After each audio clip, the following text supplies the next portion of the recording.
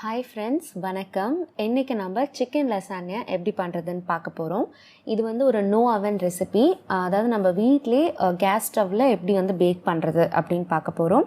And இதில் நம்ம use பண்ணியிருக்க பாஸ்தா ஷீட்ஸ் வந்து நம்ம ஃப்ரம் த ஸ்க்ராட்ச் வீட்டில் எப்படி நம்ம பண்ணலாம் அப்படின்றதும் டீட்டெயிலாக அந்த வீடியோவில் வந்து உங்களுக்கு நான் எக்ஸ்பிளைன் பண்ணியிருக்கேன்.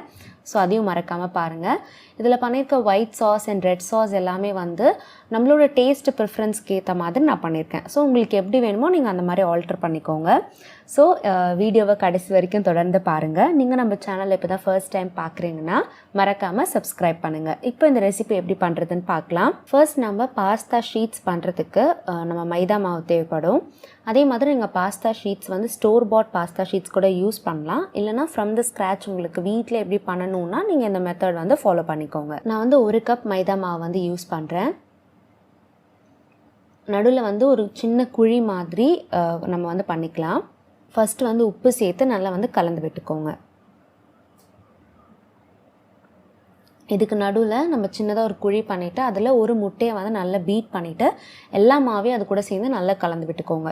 உப்பு சேர்க்கும் போது பார்த்து சேருங்க. ஏன்னா நம்ம பாஸ்தா ஷீட்டை குக் பண்ணும்போது உப்பு சேர்ப்போம். அதனால அதுக்கு ஏற்ற மாதிரி ஆட் பண்ணிக்கோங்க. நல்ல மாவு கலந்ததுக்கு அப்புறமா கொஞ்சம் கொஞ்சமாக தண்ணி சேர்த்து கெட்டியாக சப்பாத்தி மாவு மாதிரி உருட்டி எடுத்துக்கோங்க. இந்த மாவு பார்த்திங்கன்னா கொஞ்சம் ஹார்டாக தான் இருக்கும். இதை இப்போ நம்ம 2ஆக வந்து டிவைட் பண்ணிக்கலாம். ஸோ ஃபஸ்ட் போர்ஷனை வந்து நம்ம நல்ல சப்பாத்தி மாதிரி உருட்டிக்கலாம்.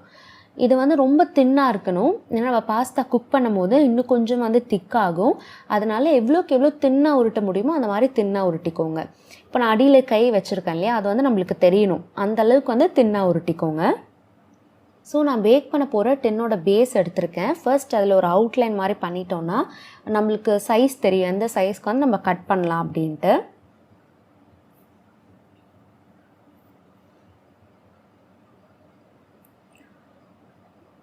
ஸோ இதை நான் இப்போ 2ஆக கட் பண்ணிக்கிறேன். நீங்கள் 3ஆக கூட கட் பண்ணிக்கலாம். இந்த மாதிரி மற்ற இருக்கிற மாவுலேயும் நீங்கள் வந்து ஷீட்ஸ் வந்து பண்ணிக்கோங்க. இப்போ நம்ம ஒரு பாத்திரத்தில் தண்ணி வந்து கொதிக்க வைக்கலாம். இதுக்கு வந்து நான் தேவையான அளவுக்கு உப்பு ஆட் பண்ணியிருக்கேன். தண்ணி வந்து நல்லா வந்து பாயில் ஆகட்டும். அதுக்கப்புறமா நம்ம பாஸ்தா ஷீட்ஸை ஆட் பண்ணிக்கலாம். இப்போ தண்ணி நல்லா கொதிக்க ஆரம்பிச்சிருச்சு. இதை ஒன்று ஒன்றா வந்து ஆட் பண்ணுங்கள். நீங்கள் குக் பண்ண பாஸ்தா ஷீட்டும் சரி, இல்லைனா வந்து நீங்கள் ஃப்ரெஷ்ஷாக நம்ம குக் பண்ணுறதுக்கு முன்னாடி வச்சுருப்போம் இல்லையா, அதை கூட நீங்கள் ஒரு 1 வீக்குக்கு வந்து ஸ்டோர் பண்ணி அதுக்கப்புறமா யூஸ் பண்ணிக்கலாம். ஸோ ஒரு 4 to 5 மினிட்ஸில் வந்து ரெடி ஆகிடும். நம்ம பாஸ்தா ஷீட்ஸ் வந்து நல்லா குக் ஆகிடுச்சு. இப்போது வாட்டர் ட்ரெயின் பண்ணி தனியாக எடுத்து வச்சுக்கோங்க. இப்போ நம்ம ரெட் சாஸ் எப்படி பண்ணுறதுன்னு பார்க்கலாம். இதில் 2 டீஸ்பூன் ஆயில் சேர்த்துருக்கேன். நீங்கள் ஆலிவ் ஆயில் கூட சேர்த்துக்கலாம், இல்லை நார்மல் ஆயில் சேர்த்துக்கோங்க.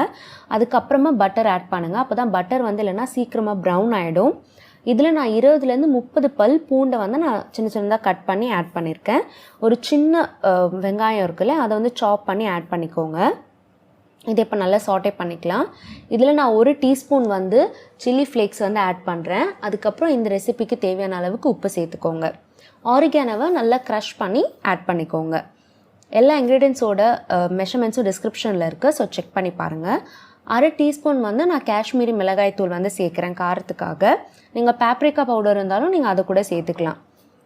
நான் வந்து சிக்கன் கீமா தான் வந்து யூஸ் பண்ணுறேன். இது வந்து 250 gram chicken keema. Chicken keema போட்டோன்னா நம்ம லசாக்னா பண்ணும்போது சாப்பிட்றதுக்கு கொஞ்சம் ஈஸியாக இருக்கும். ஸோ ஃபர்ஸ்ட் வந்து இந்த சிக்கன் குக் ஆகட்டும்.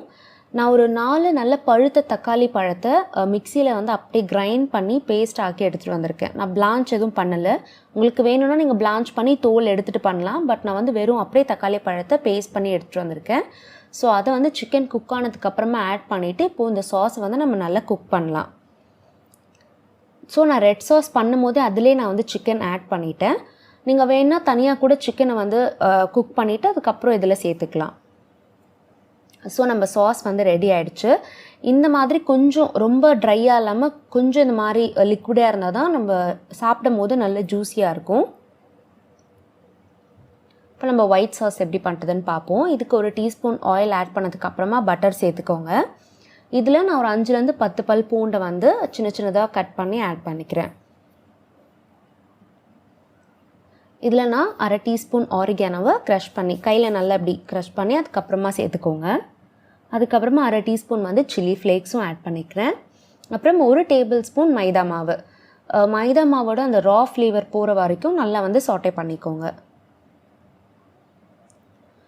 இதில் நான் 1 கப் பால் வந்து ஆட் பண்ணுறேன். நீங்கள் காய்ச்சின பால் இல்லைனா வந்து காய்ச்சாத பால் எது வேணாலும் யூஸ் பண்ணலாம். எவ்வளோ உப்பு தேவையோ அதை ஆட் பண்ணிக்கோங்க. இப்போ இதில் நான் சீஸ் சேர்த்துக்கிறேன்.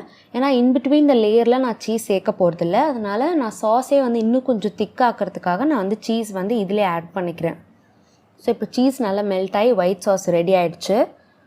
இப்போ நம்ம சிக்கன் லசானியா எப்படி அசம்பிள் பண்ணுறதுன்னு பார்க்கலாம். ஸோ நம்ம பேக் பண்ண போகிற டின் எடுத்துக்கோங்க.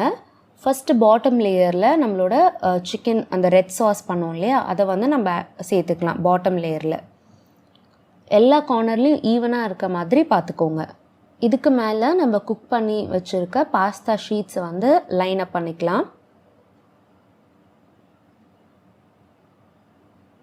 இந்த மாதிரி ஓரத்தில் எக்ஸ்ட்ரா இருந்துச்சுன்னா வந்து கட் பண்ணிக்கோங்க. ஸோ இதுக்கு மேலே நான் இப்போ ஒயிட் சாஸ் வந்து ஆட் பண்ணிக்கிறேன். அதையும் எல்லா சைடும் ஈவனாக இருக்க மாதிரி பார்த்துக்கோங்க. இதுக்கு மேலே நான் ஆரிகானோ ஸ்ப்ரிங்கிள் பண்ணிக்கிறேன். நீங்கள் சில்லி ஃப்ளேக்ஸ் கூட போட்டுக்கலாம். இதுக்கு மேலே திரும்பி நம்ம சிக்கன் ரெட் சாஸ் பண்ணோம் இல்லையா, அது இதே மாதிரி ஒரு லேயருக்கு நடுவில் வந்து லைன் அப் பண்ணிக்கோங்க. டின் வந்து ஓவர்ஃபில் ஆகாத மாதிரி பார்த்துக்கோங்க. நான் இன்பிட்வீன் லேயர்ஸில் வந்து சீஸ் போடலை. உங்களுக்கு வேணும்னா நீங்கள் வந்து சீஸ் வந்து ஆட் பண்ணிக்கலாம்.